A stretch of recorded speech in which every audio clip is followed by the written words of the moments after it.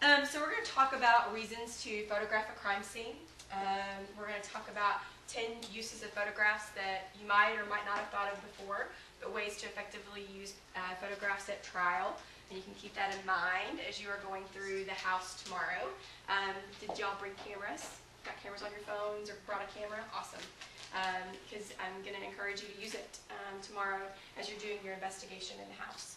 And use it just like you would a real crime scene.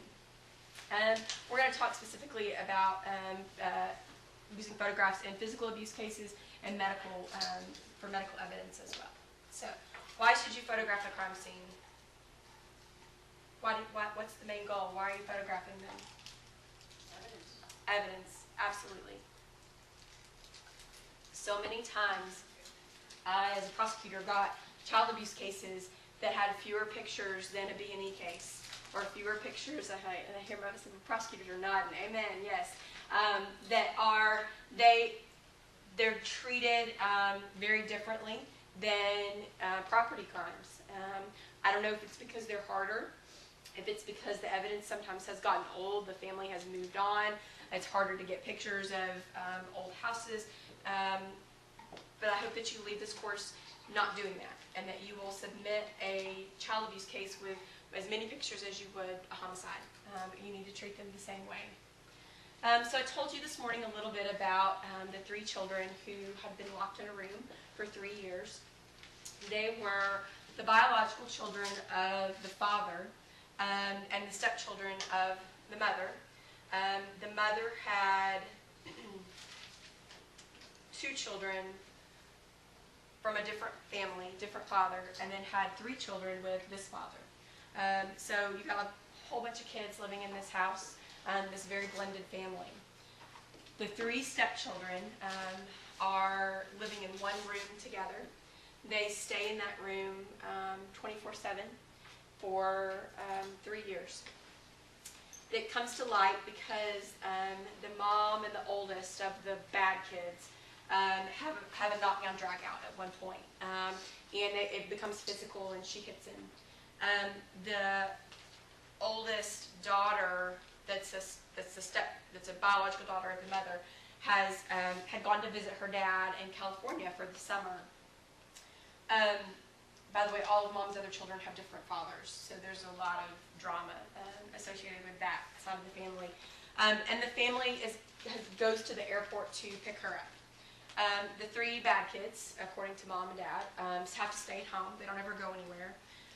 And when they leave, the oldest son encourages the younger sister that's in the room to sneak out and call the police, to call for help. So she has a little bit more permission to leave the room. She's allowed to leave the room to help clean and do chores around the house. The boys aren't allowed to leave the room at all. So the parents have these kids convinced that they are being videotaped. There are cameras stationed up all over the house. I don't know that they were actually being videotaped. We don't have any evidence that it was actually being recorded or that it was connected to anything, but the kids thought they were, and that's really all that mattered. So the daughter sneaks out, she gets the phone, and she comes back in, and the older brother calls 911. And on the 911 call, he is describing what's happened. He doesn't get to leave, he doesn't get to go to school, he doesn't get to eat. And the dispatcher is really sort of stumped because it's so strange and so surreal. It's hard to believe that this would really be happening, and I don't think the dispatcher really believed him. But thankfully she sent someone anyway. And the deputy that shows up on the scene is brand new, of course, has no idea how to handle the situation, but immediately looks at these children and knows that something's wrong. So he calls in our DHS, and they come and get involved. So that's kind of the background of this story. When you look at this house, the outside of it, it looks like a nice, normal house. There are toys in the yard. It's a well-manicured lawn. It looks like a normal family. They're living in a nice community here in Benton County.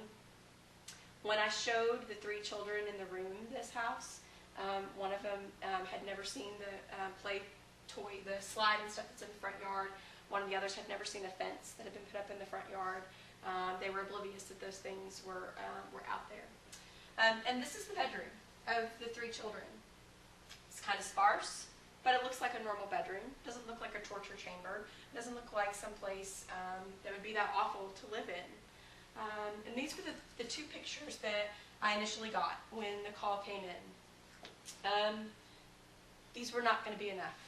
And so I had a conversation with the officer about going back and documenting more and helping me understand how this could possibly be neglect and really understanding what these children were going through. And so he did. And he came back with a few more pictures. This is, the top picture is, this is the curtain. And when you just look at that picture, it looks like a curtain. What I did not have and needed was a picture of that curtain pulled aside where you could see that the window had been boarded up.